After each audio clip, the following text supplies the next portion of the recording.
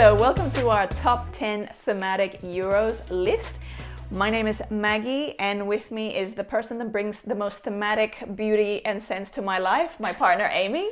And together we're ThinkerThemer. So we usually tackle games from two different points of view. Me as the themer, I'm all about story, so this is why this list is all about me and my... This is Maggie's list. Yeah, this is my list, essentially. It's both our lists. But Amy's the thinker. She's all about the mechanics and how things kind of come together from a mechanics point of view. So, yes, I'm excited. This is our first top 10. Yeah, our first list. So we'll go, we should probably clarify what we mean by thematic and what we mean by a Euro game. Mm-hmm. So mine's going to be really long in terms of thematic. Should I go first? Yeah. All right. Do it. So when I'm looking at a game in terms of what, how thematic it is, I break it down into three different kind of categories of thematic levels, let's say.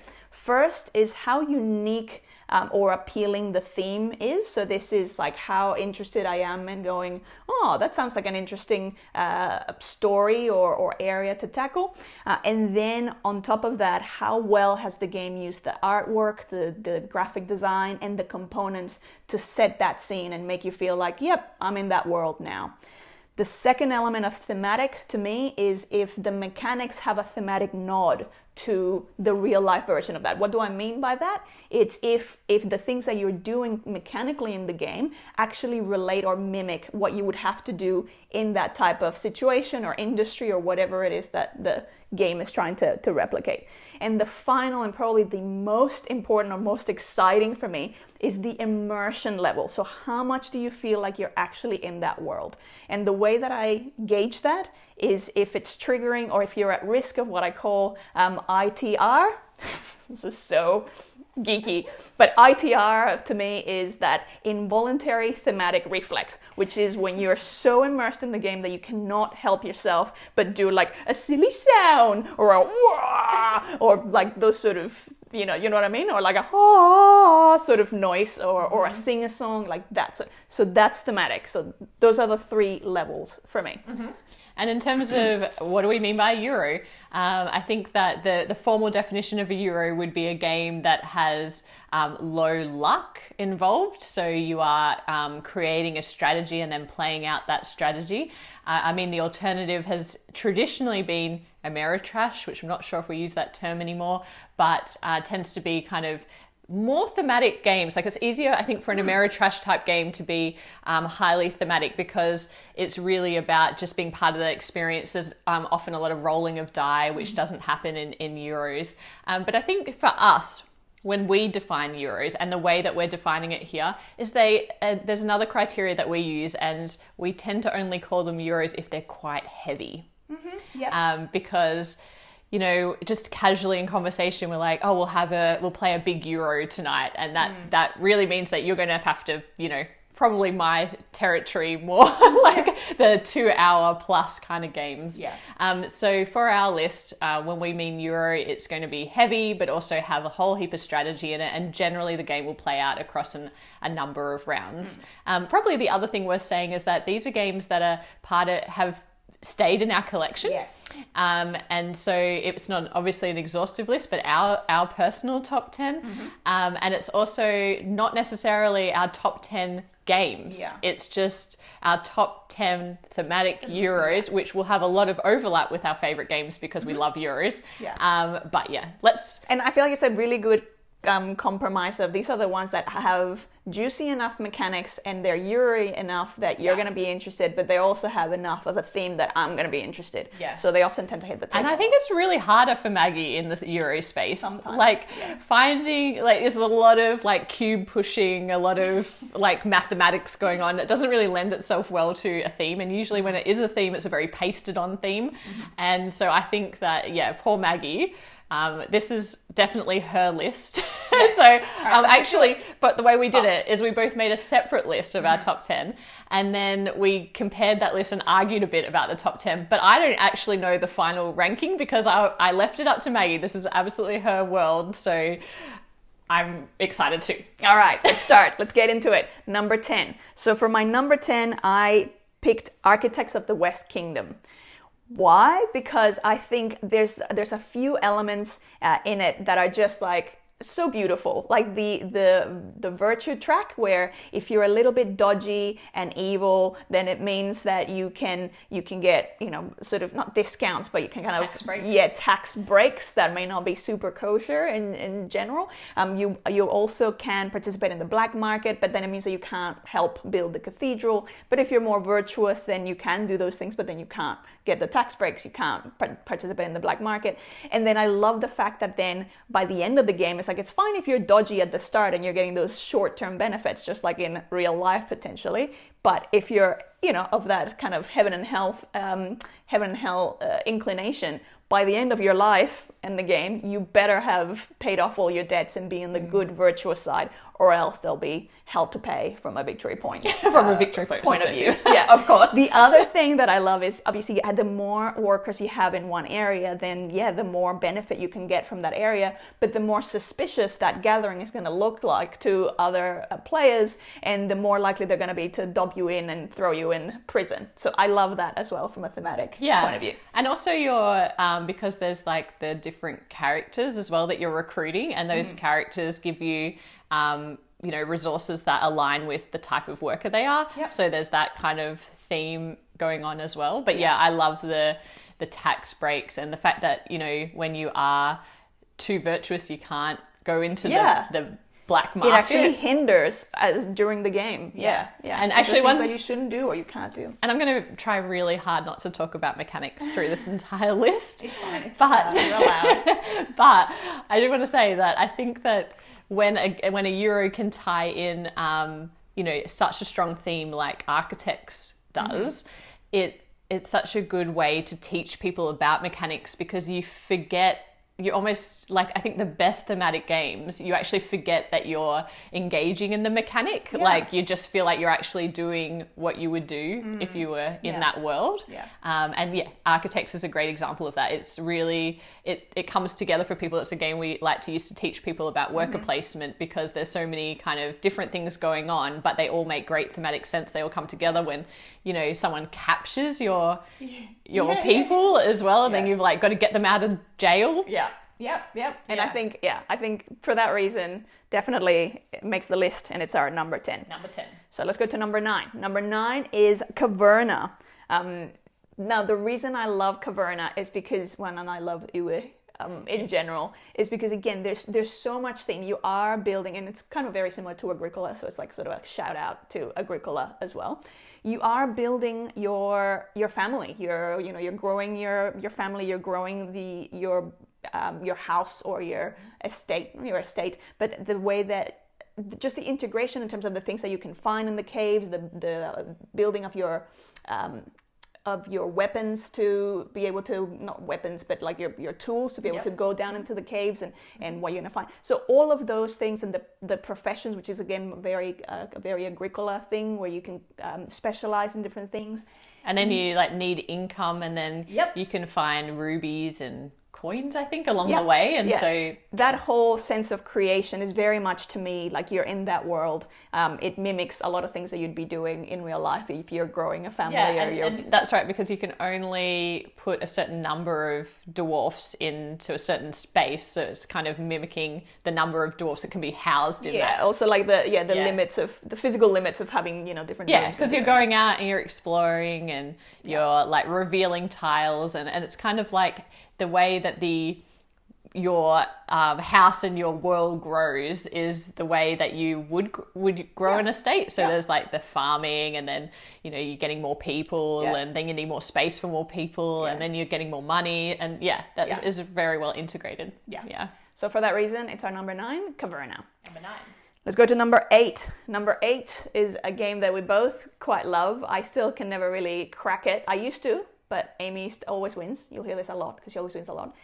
Number 8 is Teotihuacan. Teotihuacan is a great game where you are all quite literally building together. You're building the central pyramid. And And Because you it's also, in Mexico, we should say, Yes. that it is at the site of Teotihuacan, which instantly gives you that, like you said, your 3 criteria. Yeah. That setting is very clear from the beginning. Yeah, the like, artwork, it's in the title. Yes, So. the components as well, like the tiles that you're using to build that pyramid, And then you get the to decoration. decorate. Yeah, you get to decorate the pyramid, Yeah. which is really cool. I also love with the rondelle, which is Amy's favorite not mechanic. go on about Let's rondelles. not go on about. We've It's done not that the right list. Not the list for this. But when you're going through that, it's like, to me, it's kind of like, it's like the rat race. Yeah. So you're doing all these tasks and trying to advance yourself or your tribe, I guess, or your people in this world. But you can also take a breath or take a breather and stop and worship, which then means that you're getting other benefits for, later on, if you're advancing on those tracks that are going to pay off at the end of the game, or like in the afterlife of the game, I guess you could say. Yeah. But then they are restricting you or limiting your advancement in that rat race on your day-to-day, which is it's helping you in the short term. Yeah, and for those who haven't played the game, as you're progressing and taking actions, your die, which are your workers, are aging. Yes. And that is just... They're getting wiser and they can get better things out of each They get better activity. things because they're, older and wiser, but then they die. They ascend. They ascend to the afterlife. And this is one of those ITR moments, the involuntary thematic reflex, where it's very, very difficult as they ascend not to do what? Oh, I mean, as you're turning it back into a 1, and it's yes, because being born again. it dies at a 6, and then Yeah. it comes back as a 1. Yep. And then you get to advance on the what's the track of the track of the dead. Is it the Avenue of the Dead? Avenue of the Dead. And so you feel like you're also kind of clocking over those, what would you say, like lifetimes of experience as well. The generations and I think that's very kind of ingrained in Mexican kind of mythology. Yeah, there's a lot of respect for the family generations past, and also that respect for the dead, and that kind of ongoing relationship. Yeah, but you really do feel like this is the last turn that you're going to die before you're going to ascend, and like literally every time in that game, every time we play it, we do the like... It's inevitable. It's mandatory. The die is always going towards the light. Yes. Yeah. So fantastic for that reason. Number 8, Teotihuacan. Number 7 is Trickerion. Yes. Which, interestingly enough, like, I'm not usually one for magic, but it is one game where you do really feel like you are you're preparing that magic trick that you're going to be doing, and there's so much variety in terms of like the specialization of each magician, and I just really love that. For that reason, and the sense of who are you going to use as your assistant to perform that, and all of that really kind of brings so you're all playing competing magicians, and if you ever watch the movie The Prestige, and I love that. I don't know what it is about that movie, but I love that movie. And it's a great movie. And it makes you feel like you're in that movie, and I love that. And it's a hard, heavy game. Like, it is really heavy, but I think the theme really helps, and I'm not going to talk about mechanics, but I think it really helps you to understand what you're trying to do. Yeah. And I love that you have a little booklet that speaks to all of the different spells that you can learn. Spells? Magic tricks. Magic tricks. Wrong theme. Magic tricks that you can learn. But in order to do those magic tricks, you need to collect the right skills to do that. And so you're collecting different resources, tiles along the way. Yeah. And, it could have just been boring resources, but instead it's not. It's like these different tricks that you're learning that come together into a mega trick that you can then perform on the stage. And what I love about the stage, and I think is really thematic, is that you're the competition is like who's going to be front of stage versus back of stage, and also the order in which you're going to perform really matters as well. And so and that's all basic worker placement things in this game, but the way it's almost like you forget the mechanics because you're just focused on the performance. Very and clever integration. It's very clever. And I mean, I would have put it a little bit higher. We have other stuff to cover. There's other stuff. There's other great stuff. All right, so Trickerion is our number 7. So number 6 is a very polarizing one in this household, is Brass Birmingham. I love Brass Birmingham. I do not like Brass And I don't know... which is controversial. Yeah. So what I love about it is this sense that, you are all building together, advancing the Industrial Revolution and getting through all those stages. And just like in any economy, you can't do that well in isolation. So just because you're building something, it doesn't mean, like, you have to actually allow other people to use it. And you also have to be using other people's factories or things that they're creating. I mean, sharing. It's like, but yet you have to. Like, that's how prosperity in an economy requires that interconnectedness. It took me a while to wrap my head around sharing things. So I think for that reason, I really love that, and the evolution that you go through, and how some things can only be done, some things can only be items can only be moved by a road, versus others can be moved via water or canals. Like, all of the level of detail in that, I really enjoy. Rail, canals, I would say that the setting is not particularly exciting to me, and I feel like it's well integrated enough that it reflects my level of interest in the theme. It feels like the Industrial Revolution, which is like, I mean, it makes it highly thematic, but you really, because it's so thematic, I guess, that you need to be into that theme to enjoy the game, because it feels like you're doing those things, like you are shipping coal from one spot to another, or you are setting up beer, in one part of the board. For your negotiations, right? And then building... Let's negotiate this over a beer thing. Yeah. Or you've got, like... lubricate the deal. Yeah, look, it's not my favorite game, but I agree that it is highly thematic. For that reason, Brass Birmingham is our number 6. Number 5 is one that we've actually done a review about, and we really, really love this game. Snowdonia.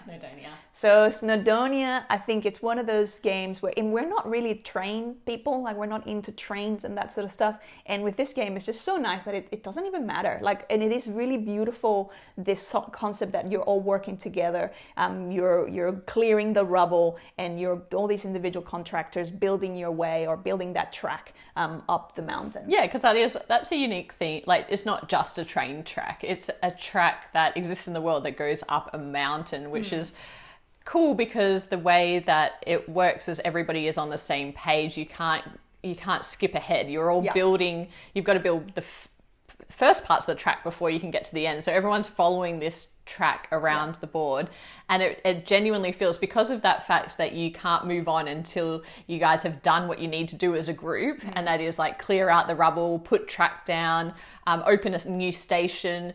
You can't move past those points until you've done that, and so that keeps the theme really front of mind. I think it's like, okay, we need to do this so that we can get to here. And I love the weather. Yes, the weather element is so clever in terms of how it helps or hinders what you can do, like the activities of, if it's raining, or if it's foggy, then well, if it's foggy, you can't build at all. If it's sunny, you can get more done, and if it's raining, you can get less done. I also love that the workers that are not being used, when they're idle, they're at the pub. Your extra worker hangs out at the pub on the board. That's very cute. That's very cute. So for that reason, Snowdonia. I thought it was something else. Yes, the surveyor. The surveyor. The surveyor, so they can go ahead. He can go ahead, and it's like he's checking out what's ahead. Scoping out before your other builder workers get up the mountain. He doesn't do that much more aside from that. He's like, I'm checking things out. I'm getting some points for you. You can get better trains too, and that helps you up there. Yeah. Very thematic. Very thematic. So for that reason, Snowdonia is our number 5. Number 4. We're in the top 5 already. Yeah. Number 4 is, again, we've done a review about this, Great Western Trail. One of Amy's favorites. The cows. So Great Western Trail is one of those games where, again, there's I do feel like I'm definitely trying to get the best variety of cows to get them shipped off once we get to Kansas City. And from that, the ITR, the involuntary thematic reflex. I don't think I've ever been able, or either one of us has been able to go to Kansas and not say, we're going to Kansas, and do some stupid accent or some sing-song and going to Kansas, because you're triggering then all of the Kansas. It's almost like it's an Australian attempting to do some kind of weird American cowboy.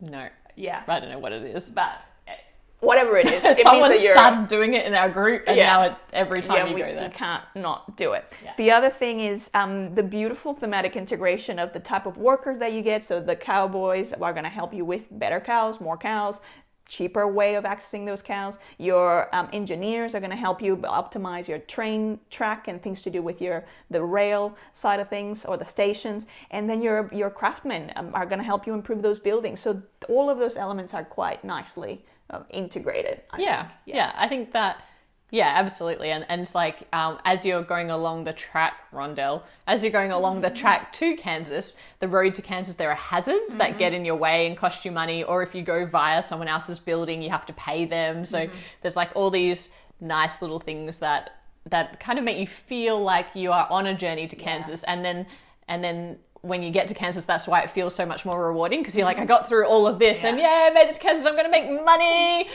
and I get to go to a different location. So it's super, super fun. Obviously, we love that game, but it's also highly thematic. I think there's a couple of things that are a little strange about the theme, which is just like the differentiation of cows in your hand. That makes no sense. That makes no sense. You would only get paid if you have different cows. I like like to think of it I like to think of it as diversity in your portfolio of cows, where you might, like, one cow represents a whole I've never been in the business of selling cows, so I can't really, with any kind of a level of authority, speak to the accuracy of that. No. It just doesn't seem, No. But it does feel like you are taking cows on a journey to sell them at the end. Yeah. For the most part. Yeah. So I think highly thematic. I'll give it. I'll pay it. Yeah. It's fine. I'm not bothered by it. Yeah. It is. So for that reason, Great Western Trail is our number 4 in Thematic Euros. Ooh, top 3. Top 3. Number 3 is probably, up there. Number 3. A Feast for Odin. A Feast for Odin. We love A Feast for Odin. Obviously, it's a Viking theme game. Again. I know, so there's a lot of similar elements to, kind of nod back to Caverna and nod back to Agricola, where you do have some areas that you can specialize in, but you're also having to feed your workers. So feed your Vikings, have their feast. I love the excitement, like when you're going hunting, when you're going on an exploration or pillaging, when you have to select what gems or what item to get. It's like, ooh, shopping. It's like you're actually, it's like let's split up the loot, kind of thing. So like all those elements are there. The emigration, the fact that if you need to first have those boats in order to be able to do you need to have boats to do any of the pillaging or anything. That makes sense. It's like, okay, you start with wood and then you exchange the wood for a boat, and then you take that boat out to do different activities to bring back goodies. But then if you emigrate, then those are people that you no longer have to feed, which makes perfect sense. And that boat cannot be used anymore. So they're gone. They're, goodbye. All the best. Then there's the other islands that you can get depending on how prosperous you've managed to make your what is it, like your tribe? Yeah, that is really... tribe, it's like your clan? Yeah, because that's really thematic, because you start with a board that's just like a grid. And that's probably the least thematic part of the game, the grid. The puzzle. The puzzle. But when you add an extension to that grid, it's not in the form of just a smaller grid that you can paste on. It's like actually different islands, and the different islands have different resources on them, and they're different sizes, and so it plays very well into the theme. Which thematically is like, if you discover a new island, then yes, it's going to have its own benefits, it's going to have its own hazards. So that thematically makes sense, that you don't necessarily, there's going to be things that are going to be minus, and there's going to be bonuses that you're not going to be able to get locally. And what are those, like, sheds? The sheds to allow you to store which food is perfect thematic sense. Makes perfect thematic sense, because you usually get them towards the end of the game. You've got all these excess resources, so you get a shed to put all those resources in. So that makes really great thematic sense too. Amazing game. Such a good game. And I love that the tiles, like the polyomino tiles that you're kind of placing down, not really polyomino, they're just tiles. But they, if you kill a whale, it's got the whale bones and all the different parts of the whale that then you're trying to store. Like, that's really cool. Or like any different type of animal you're getting, the parts or material, and it kind of, all of the transactions make sense. The reproduction of the animals and the rounds. I don't really know how the upgrade works thematically. How you can upgrade things for the next color up. I guess because if you have those things, it's like bartering. I guess you have something trading to them in. Yeah, you're some of them I think leveling them upgrade up. to like material to a shirt or something. I don't know. Yeah. I need to look more into that, but just beautiful game. Super meaty, super like I feel like a Viking. I don't know what it's like to be a Viking, but I feel like that's what it should feel. Oh, and on the topic of like great thematic integration, that game comes with a book that's like huge, that is just purely about like if you want to know more about Vikings, you can read this entire book that's separate to the rule book. And so gives you context to everything else that you're doing. which I haven't read. That's fantastic. We know he loves beans as Yes. well. And they love beans, so Yeah. for that reason, A Feast for Odin for beans. Top 2. A Feast for Odin is number 3. Top 2. Now, number 2 is a classic. Which ones did you put? Classic that actually got us into worker placement and that we often use as a gateway for people because the theme is just so great. It's viticulture. Viticulture. Yes, so we love viticulture. Again, it's one of those, we've played it for a long, long time. We've loved it ever since we first had our hands on it. And there's just so many beautiful elements from how linear the whole thing is. Very easy to teach because of that. The fact that you need to have the right facilities to grow the right type of vine, to get the right type of grape, to then make the right type of because wine. you own a vineyard in the game. Yeah. You're doing the good job of actually explaining what the game is Explaining about. actually I'm what like the broad theme is. I'm assuming that Anyone watching this already knows these games. You know what the theme is about it, but that's good. I should probably be doing that, but I'm glad that you're doing it. So you're getting straight into the mechanics. I know. Like role reversal. I know what's happening. What It's is opposite happening? day. So I love the fact that when we were chatting to Jason from Shelf Stories, he was talking about how winemaking is all about timing, and the game is all about timing because it's making sure that you are taking the right steps and planning ahead for your different seasons. There's only things that you can do in certain seasons, which I think also would match real life winemaking. Yeah, when you're like planting the vines versus when you're harvesting the vines and then you're making wine and then you're aging wine. All of the stages maturing the grapes. are so like Jamie Stegmaier has like this is his Yeah, same. incredible. Up there. Yeah. And he has just integrated every mechanic into that theme so beautifully that it is the best game to get beginners or mid-weight kind of gamers into the heavier Euro space because it just makes so much thematic sense because you feel like, okay, well, yeah, of course I would need to age my grapes and then they get turned into wine and then the wine gets aged as well. And, I love that you can mix red wine and white wine to make rosé. I'm not sure that's how it's done in real life. Or if you add a bit more white and it becomes a champagne. So sure. I'm sure that any like actual winemaker would be horrified. Horrified at that. But in the game it makes sense. Yeah, makes perfect sense. Yeah, and like the ultimate goal of the game is to be fulfilling wine orders. And so I think you start, if you've got an order in your hand that someone wants to buy these types of wines, then you're working back from that. But it's such a linear experience, and that's why it's such a good gateway game for people, I think, because it's just like it makes sense thematically, but you need to do everything in a set order to achieve that end goal. So it's just the other thing I love about it is like when you're planting the grapes and you need like a trellis, like the actual different the components that go into are your so good. vineyard. Yeah. They're all like different, like you can put a windmill up. I don't know why that generates victory points. Maybe because it's something to do with the energy or something. Yeah, I have to think about that one. But there's like a tasting room which rewards you when you've got visitors coming. Yes. But only if you have wine, because that's the only way that you can make money. If you've got wine in the cellar, then otherwise the visitors are like, oh, what are we looking at then? Yeah. So no, beautiful thematic. I would have maybe argued this to be number 1, but again, Maggie's list.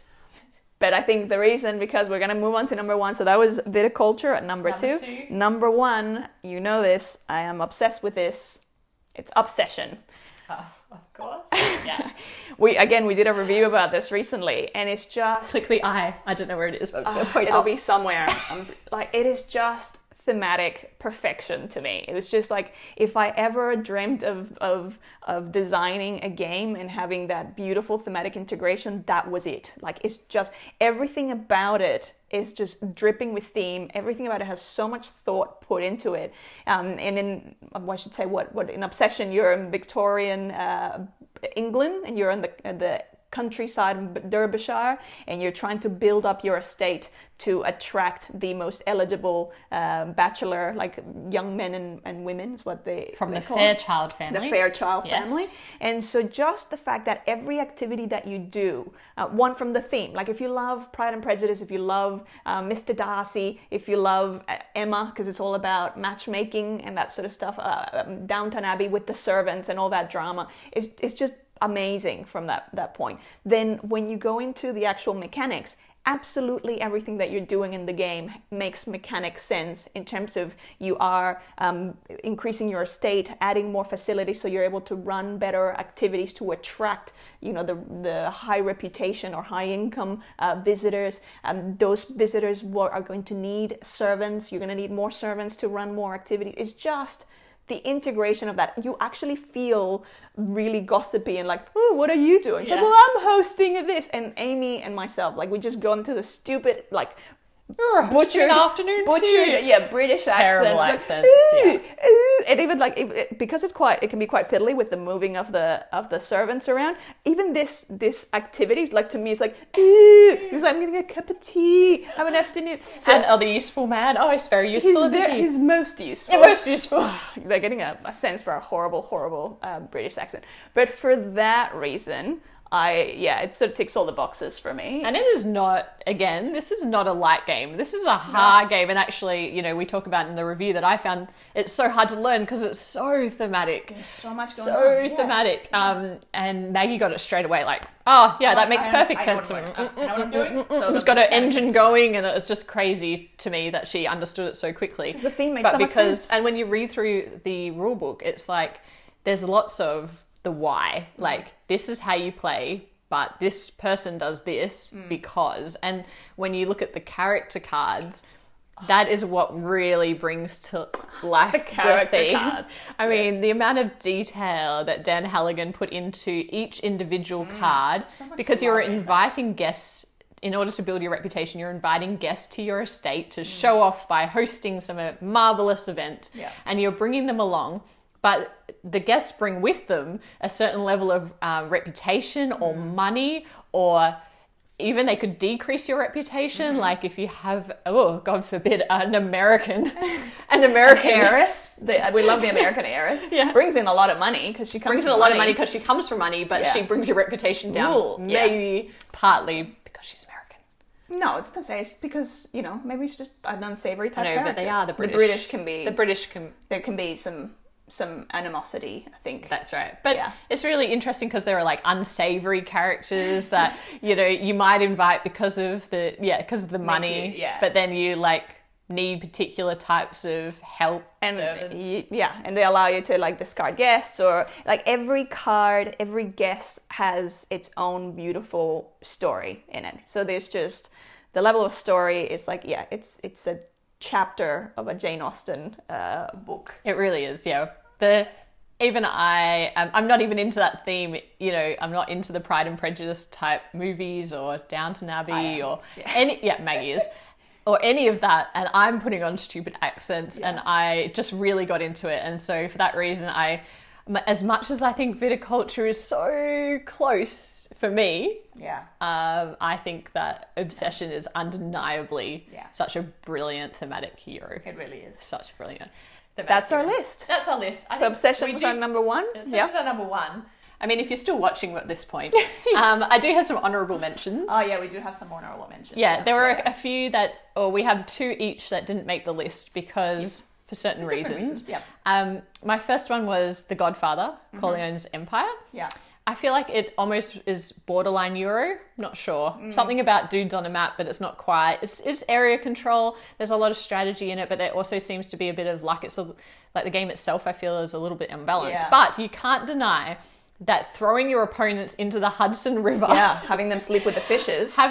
Exactly. Highly thematic. And when we were playing that game a lot when it first came out, I think that everyone we introduced that game to really got into the fact that you could kill your opponent and then throw them into the river. I mean, that's just like classic Godfather territory. And you're also doing a lot of like criminal activities, and you're stealing money and all that kind of thing. And so it's extremely local thematic. shops and businesses. Yeah, but it did not make the list. The second for me is what I think is maybe the most thematic Vital Lacerda game is The Gallerist. The Gallerist obviously is a huge, heavy game that Lacerda is known for. But it's made a bit easier by the theme, I think, because you are in owning an art gallery. There's guests arriving of different types, and you're buying and selling art from new artists or upcoming artists, and that really helps with learning the theme. The reason why it didn't make the list, two reasons. One, Maggie hasn't played it, and that is, obviously this is her list mainly, so it didn't make the list for that reason. The second is that with all the Vital Lacerda games, I appreciate that he puts so much work into making them highly thematic, but at the end of the day, they are really hard games mechanically. And so it's almost like, I feel like that gets that kind of gets in the way of being able to appreciate the theme for what it is, because you're still like, brain burn, trying to work out how all the components come together. I think the theme helps, but I don't necessarily think it just feels like, I'm lost in Victorian England doing whatever, because you can't be lost in it. You need to be focused. Otherwise, you're going to lose. Anyway, those are my two. What are your two? So my two are Jaws, which is an IP game, because the integration in terms of how it mimics the movie, it's pretty spot on. Yeah, one person plays the shark, and then three other people play characters in the movie. Yeah. And you're just trying to. Well, sorry, I talked about it. And as it's getting to the end, and the shark is like chomping away at your boat, like all of that. It's very thrilling. You're there. You're very much in it. Yeah. I think part of the reason it didn't really make it into the list is. It's not really heavy enough. It feels much lighter. It's just like almost like an intro. And I feel like that's a real judgment call by us of what's a Euro and what's not. But I mean, this is our list, so we're calling it not a Euro. I mean, is it accurate? Is it not accurate? Who knows? Don't know. But it's not quite hard enough that we would say, do you want to play a Euro tonight, and think of Jaws? No. Yeah. The other one is my second honorable mention is Robinson Crusoe. I love Robinson Crusoe. Highly, highly thematic. You are stuck in that island trying to figure out different ways of survive based on different scenarios. Amy hasn't really played it, partly because she doesn't really enjoy co-op type games. You don't really enjoy that type of game. And you bought it to play solo. Yeah, so I mostly do play it solo. Yeah, but from what I hear, it sounds like you're trying to survive on an island. Very much. Sounds hard. Yeah, it's very hard. It's what I imagine survival on an island would feel like, because it does feel very come on. Punishing. Yeah, very punishing. But those are our honorable mentions. Yes. But yeah, we hope that there were some in there that maybe you hadn't considered. I think more and more people are looking for, experiences that can take them to somewhere else, especially in today's environment, getting out, on a journey, the escapism, the story. So if you're like us and you're into heavy Euros, but you're looking for something that has that story element, it's really hard when you're talking about Euros, I think. But I feel like everything on this list is very satisfying to play. So it doesn't matter if you're a heavy gamer or probably not. If you're brand new, most of these are not gateway games, really, aside from Viticulture. But they're all beautiful experiences. Yeah, great experiences that a themer and a thinker will love putting on the table any day. Yeah. So that's our video. Thank you so much. Thanks for joining us. Please hit subscribe. Yes. We're still new and we're getting there, but this is our first top 10 video. So if this is something you enjoyed and want to see more of, please hit like. Mention in the comments some things that weren't on our list that you were expecting to be on our list, and hit that bell button as well to make sure that you get notifications from whenever we post any new videos, so you can stay up to date. Yeah. Great. All right. Look forward to coming back with another list. Give us some ideas in the comments about what we should do next. Yes. See ya. Bye for now.